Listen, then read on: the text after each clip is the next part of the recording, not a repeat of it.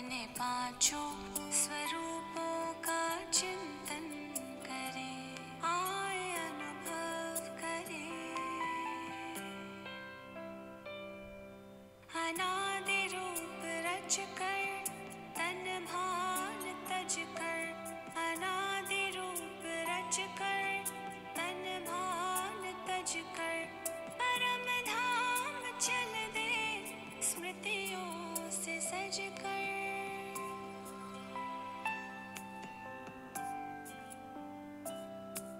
प्रभु पास आकर किरण में नहाकर, उनसा बने यादों में हम समा कर।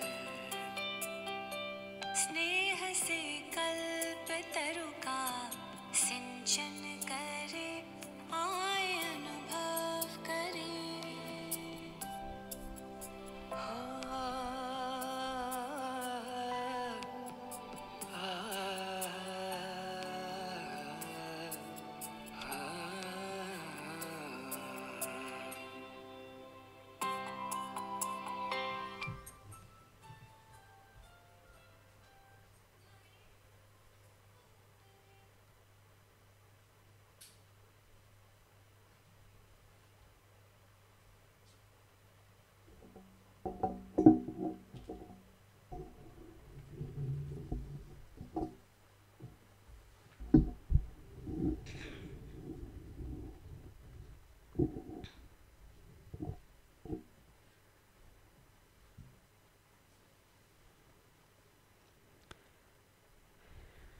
ओम शांति।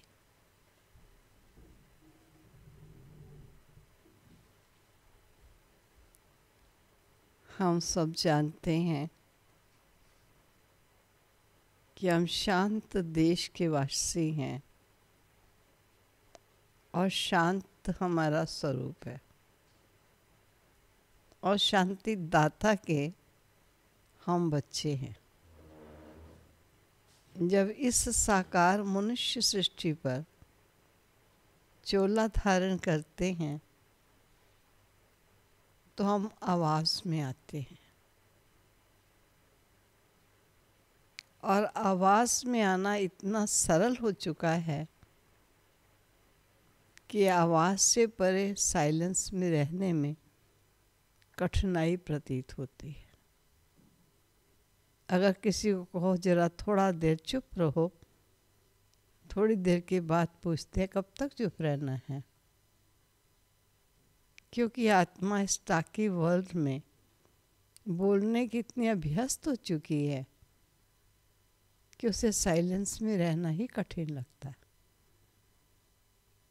अब हमारे प्यारे बाबा, तीनों कालों को जानने वाले बाबा, हम बच्चों को वर्तमान समय ये समझ देते हैं कि बच्चे अब टाकी वर्ल्ड से आपको साइलेंस वर्ल्ड में जाना है, क्योंकि वो आपका अपना घर है और जहाँ जाना है वहाँ के लिए पहले से अभ्यास चाहिए।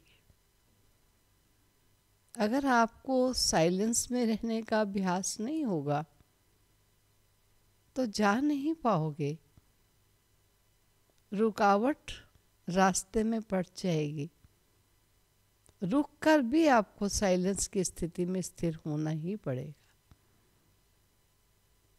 और साथ ही साथ बाबा इशारा करते हैं कि साकार वतन से इस टाकी वर्ल्ड से जब साइलेंस के वर्ल्ड में जाते हो तो बीच में मूवी वर्ल्ड आता है। मूवी वर्ल्ड से होते हुए साइलेंस में जाना है। चलो इस टाकी वर्ल्ड में वाचा से परे हटने के लिए अगर थोड़ा इशारे से बात करें तो वो भी चलेगा, क्योंकि मूवी वर्ल्ड में आपको जाना है। लेकिन टाकी से परे साइलेंस की स्थिति ये आपका मूल नेचर होनी चाहिए, क्योंकि उसी नेचर से हम नीचे आए, उसी नेचर में हमने पुनः जाना है। वैसे भी आप देखो, जिसका स्वभाव शांत होता है अच्छा लगता है, क्योंकि शांत है, बड़ा मधुर है और मिलनसार है। उस प्राणी का स्वभाव प्रिय लगने के कारण सब उनके क्लोज आना चाहते हैं। कई ऐसे हैं ज़्यादा टाकेटिव होते हैं, बहुत वाचा में आते हैं। ठीक है, कईयों को ऐसी वाचा में आने वाले के क्लोज आना भी अच्छा लगता है, लेकिन जो थोड़े वाइज पर्सन होंगे और शांति प्रिय होंगे, किसी शांति की शक्ति का उन्हें जीवन में कभी आभास हुआ होगा, उन्हें शांति की वैल्यू होगी, तो वह शांत पर्सन से बहुत प्रसन्न रहेंगे, उनसे खुशी होगी। इसलिए आज बाबा महावाक्यों में उच्चारण कर रहे हैं कि आपका स्वभाव वर्तमान समय कैसा होना चाहिए, क्योंकि इस समय अपना स्वभाव अगर आने वाली सृष्टि के योग्य क्रिएट कर लेंगे तो सृष्टि की योग्यता आप में आने के कारण आपको वहाँ जाना सरल हो जाएगा।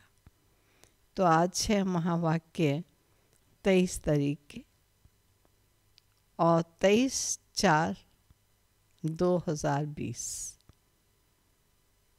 और महावाक्यों का सार है, मीठे बच्चे, सबसे अच्छा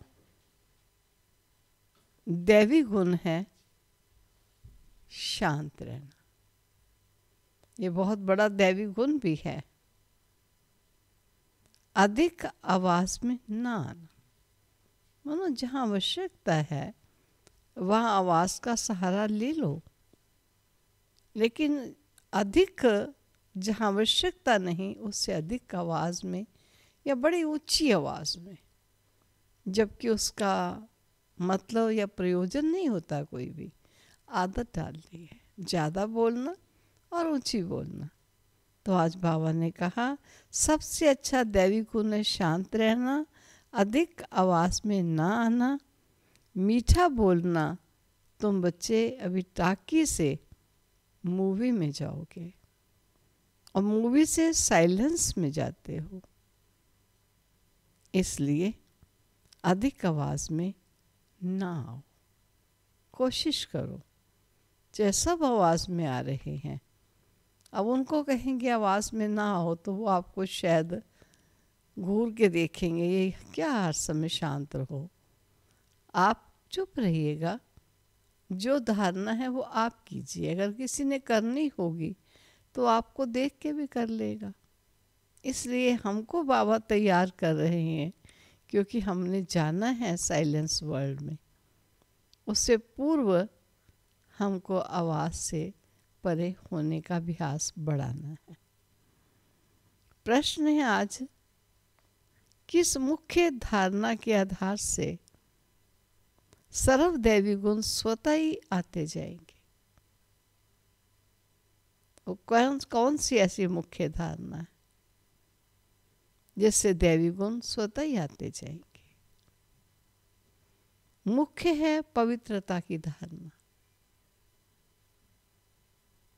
आप देखिए, घर है बड़ा स्वच्छ, हर चीज उचित स्थल पर पड़ी है, कोई तिनका भी इधर से उधर नहीं दिखाई दे रहा।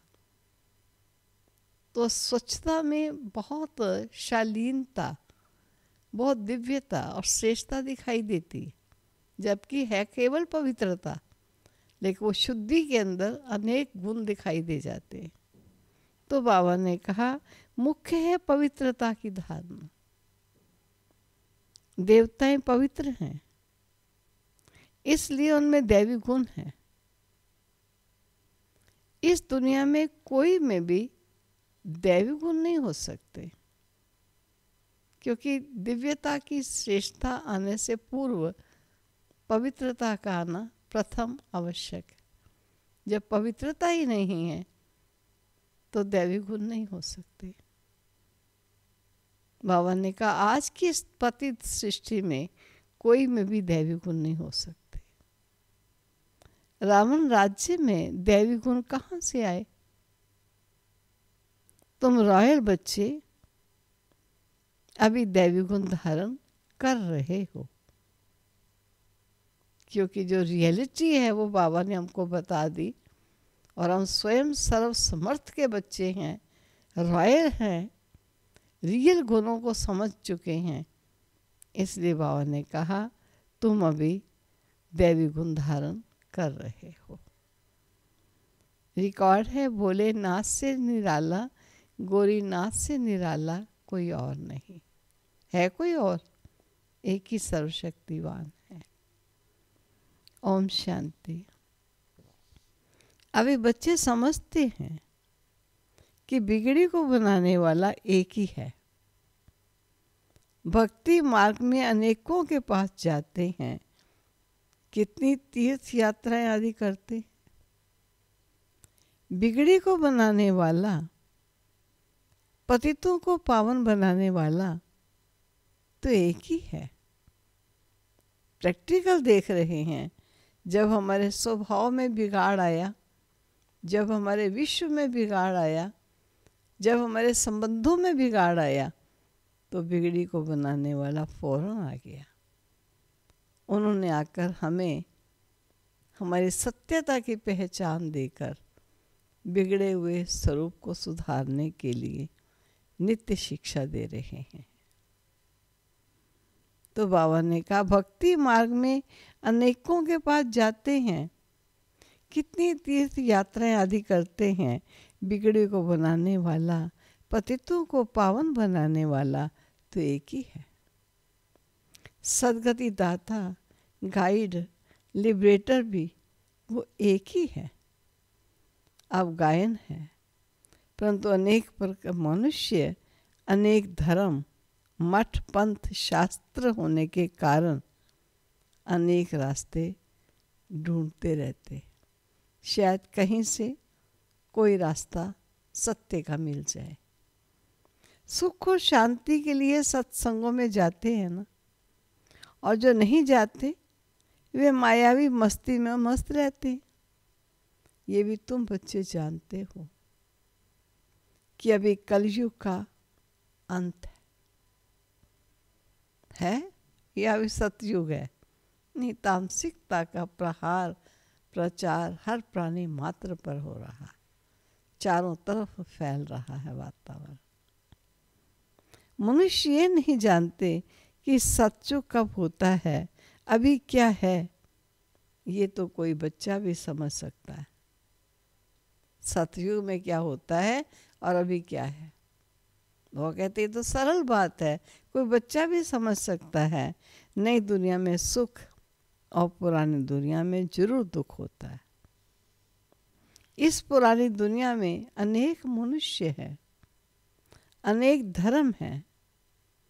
तुम कोई को भी समझा सकते हो, ये है कलयुग। सतयुग पास्ट हो गया, वहाँ एक ही आदि सनातन देवी देवता धर्म था और कोई धर्म नहीं था। बाबा ने बहुत बार समझाया है, फिर भी समझाते हैं। जो आए उनको नई दुनिया और पुरानी दुनिया का फर्क दिखाना चाहिए।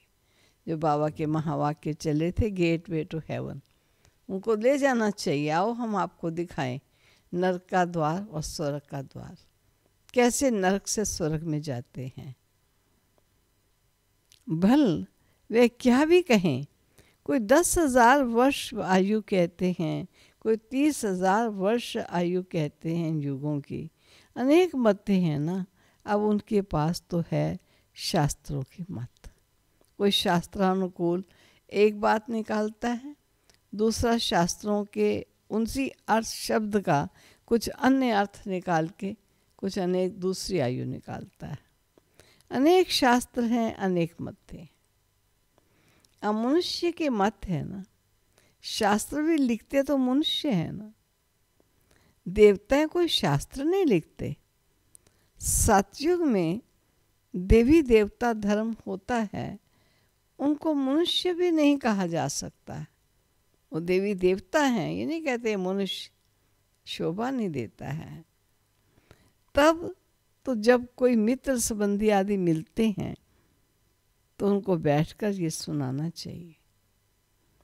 विचार की बात है, नई दुनिया में कितने थोड़े मनुष्य होते हैं और पुरानी दुनिया में कितनी वृद्धि होती है। सतयुग में सिर्फ एक देवता धर्म था, मनुष्य भी थोड़े थे। दैवी गुण होते ही हैं देवताओं में, मनुष्यों में नहीं होते। तब तो मनुष्य जाकर देवताओं के आगे नतमस्तक करते, देवताओं की महिमा गाते, जानते हैं वो स्वर्गवासी हैं, हम नरकवासी हैं, हम कलयुगवासी हैं, समझते हैं। मनुष्य में दैवी गुण हो नहीं सकते, ये दैवी गुण देवताओं में ही होते हैं।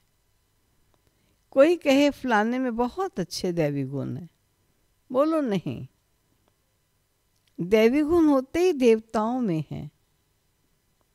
क्यों? क्योंकि वो पवित्र हैं। यहाँ पवित्र ना होने के कारण कोई में दैवी गुण हो ना सके। हाँ, कोई गुण होता है लेकिन टेम्पोररी है, क्योंकि आसुरी रावण राज्य है ना। नए झाड़ में दैवी गुण वाले देवताएं रहते हैं, फिर झाड़ पुराना होता है। रावण राज्य में दैवी गुण वाले हो नहीं सकते। जब ये मीठा झाड़ प्रारंभ होता है तो बहुत चिड़ियाँ उसको ठोंगा लगाती हैं, बहुत पक्षी वहाँ पर पहुँच जाते हैं, छोटी चींटियाँ भी ढेर लगा करके उसका रस चूसने आ जाती हैं। तो बाबा ने कहा था कि मनमना भव की दवाई छिड़कते रहेंगे तो ये नया वृक्ष अपने श्रेष्ठतम की स्थिति को प्राप्त हो जाएगा। रावण राज्य में देवी गुण वाले हो नहीं सकते, और सतयुग में आदि सनातन देवी देवताओं की प्रवृत्ति मार्ग था। प्रवृत्ति मार्ग वालों की ही महिमा गाई हुई है। सतयुग में हम पवित्र देवी देवता थे, संन्यास मार्ग था। संन्यास मार्ग था नहीं, उस समय कोई सन्यासी नहीं थे, देवताएं पवित्र रहते थे। कितनी पॉइंट्स मिलती हैं, परंतु सभी पॉइंट्स किसी की बुद्धि में रह नहीं सकते, पॉइंट्स भूल जाते हैं, इसलिए फेल हो जाते हैं। समय पर वो बात याद नहीं आती है और फेल हो जाते हैं। दैवी गुण धारण नहीं करते हैं। एक ही दैवी गुण अच्छा है, जास्ती कोई से ना बोलना, मीठा बोलना, बहुत थोड़ा बोलना चाहिए। क्योंकि तुम बच्चों को टाकी से मूवी और मूवी से साइलेंस में जाना है, तो टाकी ही बहुत कम करनी चाहिए। जब बहुत थोड़ा धीरे से बोलते हैं तो समझते हैं ये रायल घर का है, मुख से सदैव रतन निकले। सन्यासी अथवा कोई भी हो तो उनको नई और पुरानी दुनिया का कंट्रास्ट बताना चाहिए। सतयुग में दैवी गुण वाले देवताएं थे, वह प्रवृत्ति मार्ग था। तुम सन्यासियों का धर्म ही अलग है, फिर भी ये तो समझते हो ना, नई सृष्टि सतो प्रधान होती है और अभी तमो प्रधान है। आत्मा तमो प्रधान होती है तो शरीर भी तमो प्रधान मिलता है। अभी है ही पतित दुनिया, सबको पतित कहेंगे। वह पावन सतो प्रधान दुनिया है, वही नई दुनिया सो अब पुरानी होती है। इस समय सभी मनुष्य आत्माएं नास्तिक है, इसलिए तो हगामे है, क्योंकि ईश्वर को नहीं पहचानते, पिता को नहीं जानते, इसलिए तो हंगामे हैं, धनी को ना जानने के कारण आपस में लड़ते झगड़ते रहते हैं। रचयिता रचना को जानने वाले को क्या कहा जाएगा? आस्तिक कहा जाएगा। संन्यास धर्म वाले तो नई दुनिया को जानते ही नहीं, तो वहाँ आते ही नहीं। बाप ने समझाया है, अभी सब आत्माएं तमो प्रधान बनी हैं और फिर सभी आत्माओं को सतो प्रधान कौन बनाए? वह तो बाप ही बना सकते हैं। कोई मानव को तमो प्रधान से सतो प्रधान नहीं बना सकते। सतो प्रधान दुनिया में थोड़े मनुष्य होते हैं और बाकी सब मुक्ति धाम में रहते हैं। ब्रह्म तत्व है जहाँ आत्माएं निवास करती हैं, उनको कहा जाता है ब्रह्मांड। आत्मा तो अविनाशी है। यह अविनाशी नाटक है जिसमें सभी आत्माओं का पार्ट है। कोई भी आत्मा पार्ट से किसी कल्प में भी नहीं रह सकती। हर एक को पार्ट अदा करने आना ही है। नाटक कब शुरू हुआ ये कभी कोई बता नहीं सकते। ये अनादि ड्रामा है। बाप को सिर्फ पुरानी दुनिया को नई बनाने आना पड़ता है। पुरानी होती है, पुराने से नई बनाने स्वयं बाप आते हैं। ऐसे नहीं कि बाप नई सृष्टि रचते हैं। जब पतित होते हैं तब पुकारते हैं। सतयुग में कोई पुकारते नहीं है, है ही पावन दुनिया। रावण पतित बनाता है, परम पिता परमात्मा आकर पावन बनाते हैं। आधा आधा जरूर कहेंगे। ब्रह्मा का दिन और ब्रह्मा की रात आधा आधा है। ज्ञान में दिन होता है, वहाँ अज्ञान नहीं होता। भक्ति मार्ग को अंधियारा मार्ग कहा जाता है। देवताएं पुनर्जन्म लेते लेते फिर अंधेरे में आते। इसलिए इस सीढ़ी में दिखाया है मनुष्य कैसे सतो रजो और तमो में आते। अभी सबकी जर्जरीभूत अवस्था है। बाप आते हैं किस लिए? ट्रांसफर करने, अर्थात मनुष्य को देवता बनाने। जब देवता थे तो आश्रित गुण वाले मनुष्य नहीं थे। अभी इन आश्रित गुण वालों को फिर दैवी गुण वाला कौन बनाए? अभी तो अनेक धर्म है, अनेक मनुष्य हैं, लड़ते झगड़ते रहते हैं। सतयुग में एक धर्म है तो दुख की कोई बात ही नहीं है। शास्त्रों में बहुत दंत कथाएं हैं जो जन्म जन्मांतर पढ़ते आए। बाप कहते हैं ये सब भक्ति मार्ग के शास्त्र हैं, इनसे मुझे कोई प्राप्त कर नहीं सकता। मुझे तो स्वयं एक ही बार आकर सबकी सद्गति करनी है। ऐसे वापस कोई जा नहीं सकता।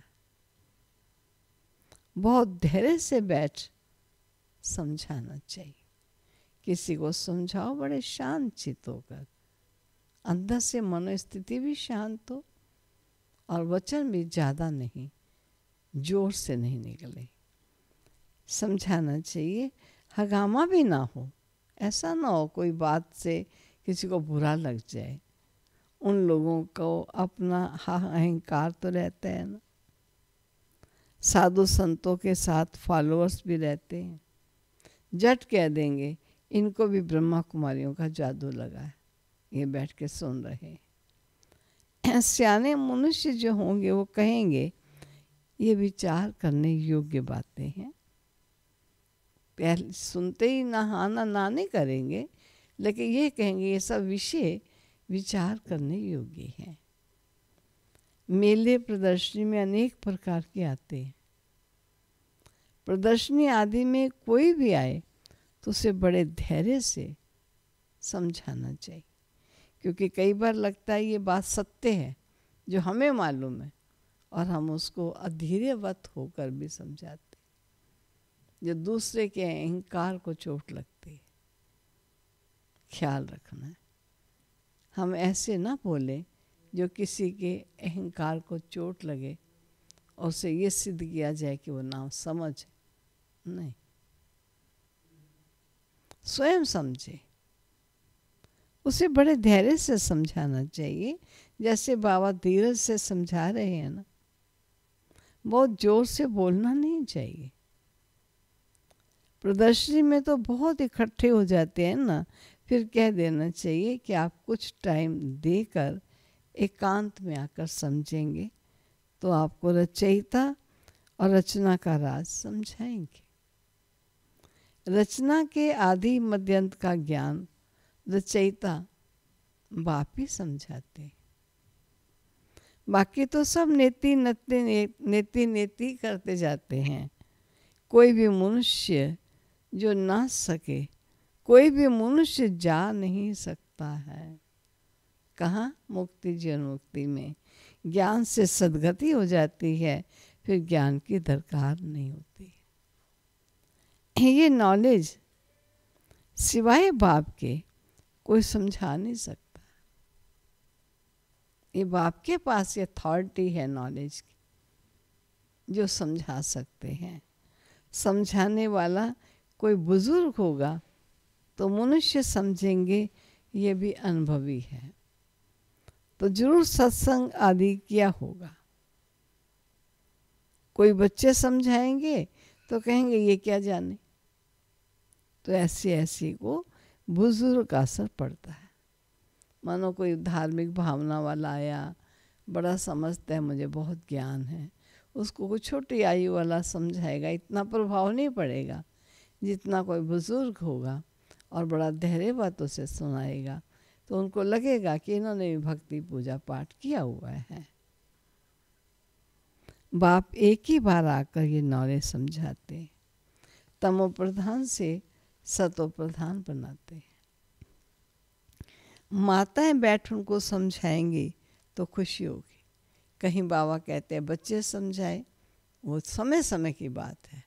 कहीं बाबा कहते हैं बुजुर्ग को बुजुर्ग समझाएं, कहीं बाबा कहते हैं माताएं समझाएं, कहीं कहते हैं कन्याएं समझाएं, तो बांध लगेंगे।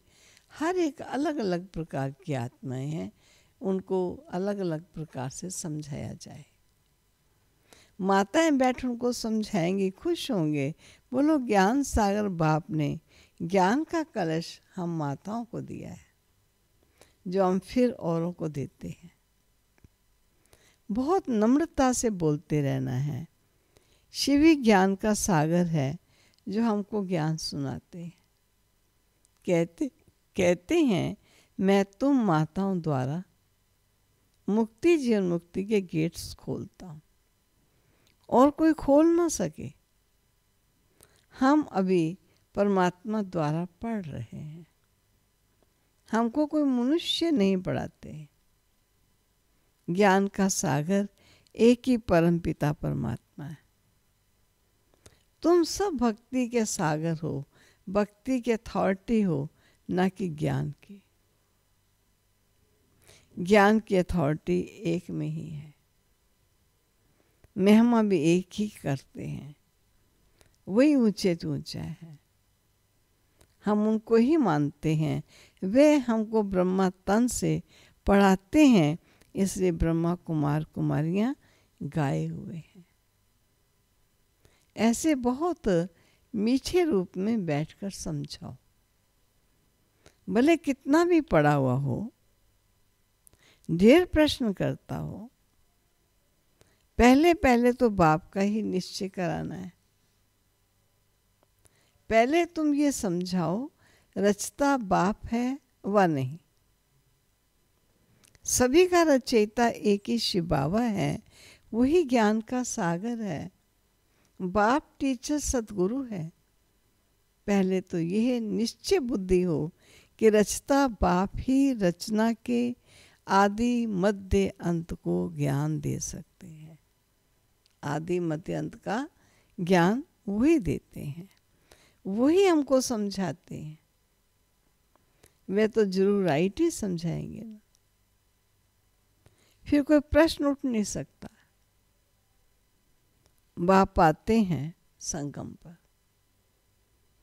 सिर्फ कहते हैं क्या, मुझे याद करो तो पाप भस्म हो जाएंगे।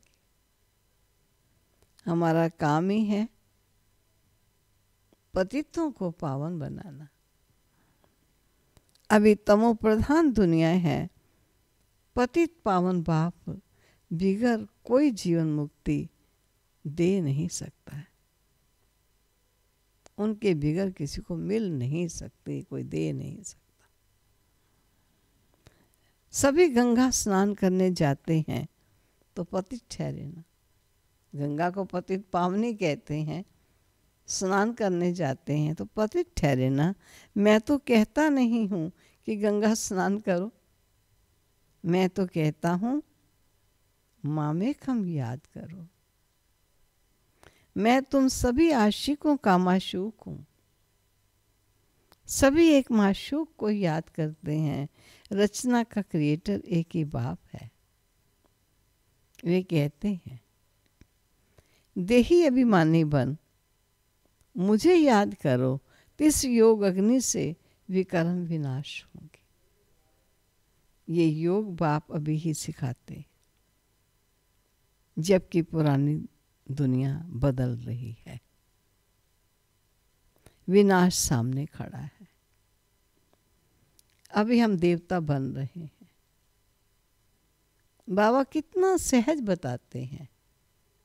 देखते हैं ना आज कौन सा युद्ध चल रहा है। ना उसके लिए कोई मैदान है, ना उसके लिए कोई सेना है, ना उसके लिए कोई शस्त्र है। ऐसा विश्व भर में युद्ध चल रहा है। कभी सोचा था कि ऐसा भी युद्ध होगा? बाबा कहते थे मिलिट्री की ज़रूरत नहीं होगी, शस्त्रों की ज़रूरत नहीं होगी। हम समझते थे शायद बम गिराएंगे एक जगह पर बैठकर। अब ऐसा भी युद्ध होगा, ये तो कभी सोचा नहीं था। बाबा कहते हैं जहाँ तक तुम्हारी सोच है तुम वही सोचो। बाबा की सोच जो बाप तुमको सिखाता है। बाबा कितना सहज बताते हैं। बाप के सामने भले सुनते हैं परंतु एक रस हो नहीं सुनते। बुद्धि और तरफ भागती रहती है। भक्ति में भी ऐसे होता है।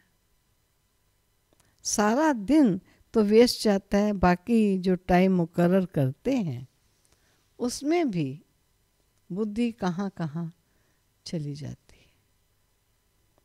सबका ऐसा हाल होता होगा। माया है ना, क्योंकि माया के राज्य में रहे हुए हैं।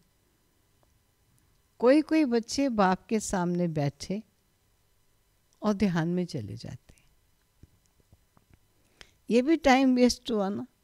हम देखते थे कई बाबा की दृष्टि ले नहीं पाते थे।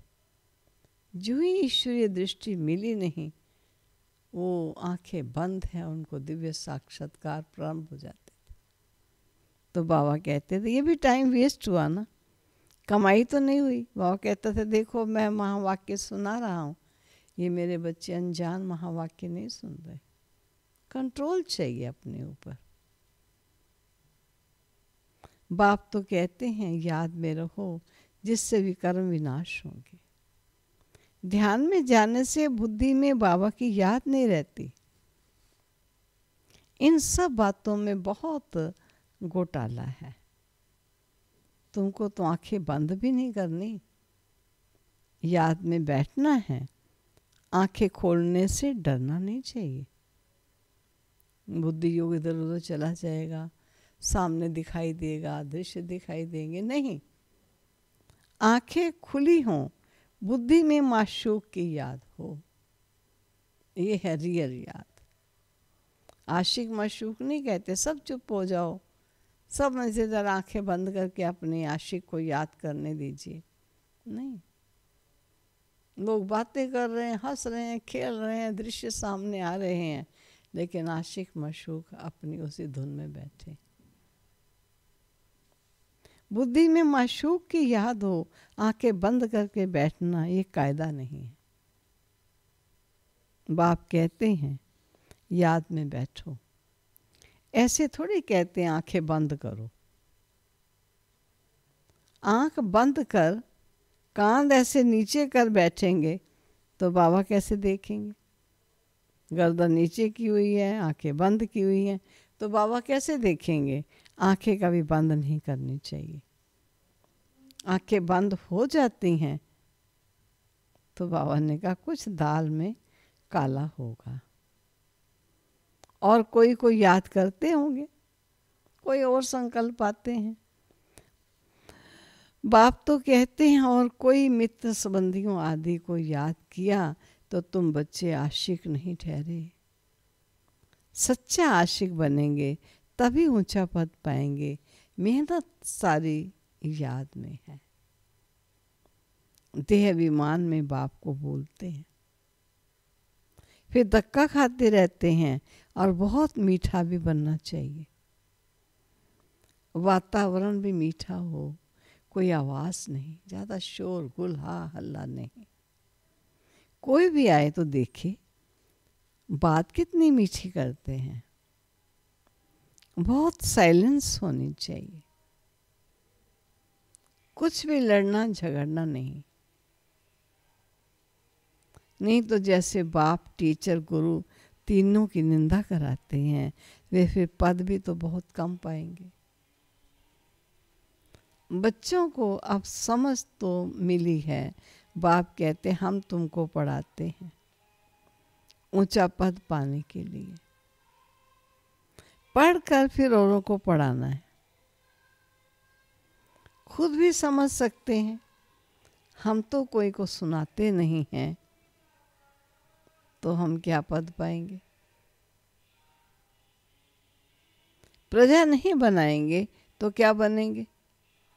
योग नहीं, ज्ञान नहीं, तो फिर जरूर पड़े हुए के आगे भरी ढोनी पड़ेगी। अपने को देखना चाहिए। इस समय नापास हुए, कम पद पाया, तो कल्प कल्पांतर कम पद हो जाएगा। बाप का काम है समझाना। नहीं समझेंगे तो अपना पद भ्रष्ट करेंगे। कैसे किसको समझाना चाहिए वह भी बाबा समझाते रहते हैं। जितना थोड़ा और आस्ते बोलेंगे उतना अच्छा है।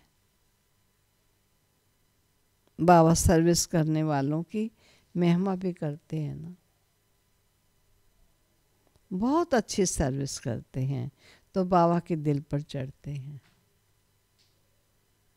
सर्विस से ही तो दिल पर चढ़ेंगे ना।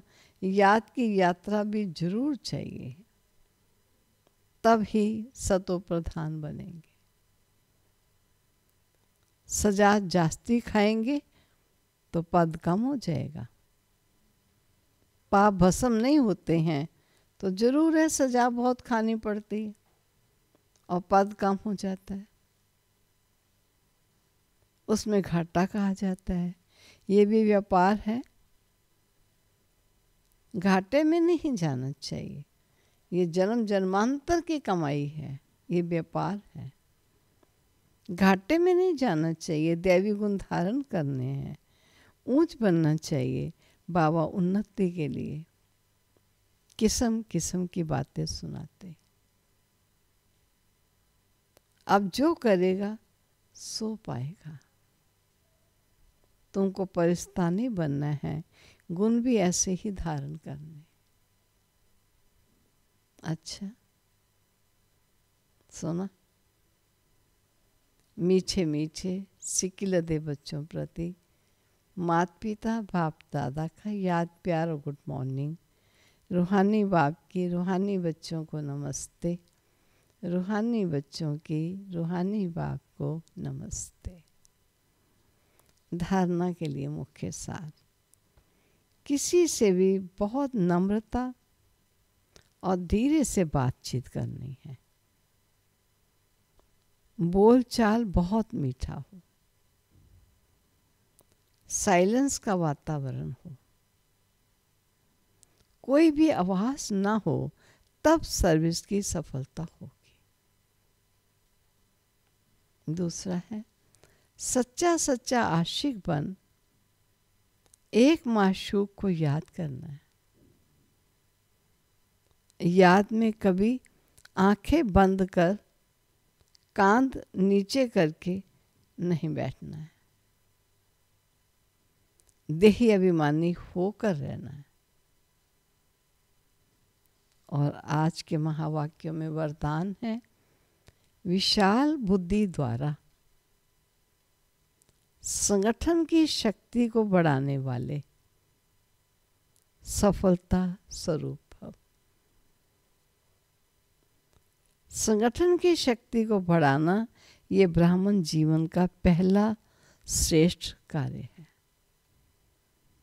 इसके लिए जब कोई भी बात मेजॉरिटी वेरीफाई करते हैं, जो जहाँ मेजॉरिटी है वहाँ मैं, यही है संगठन की शक्ति को बढ़ाना।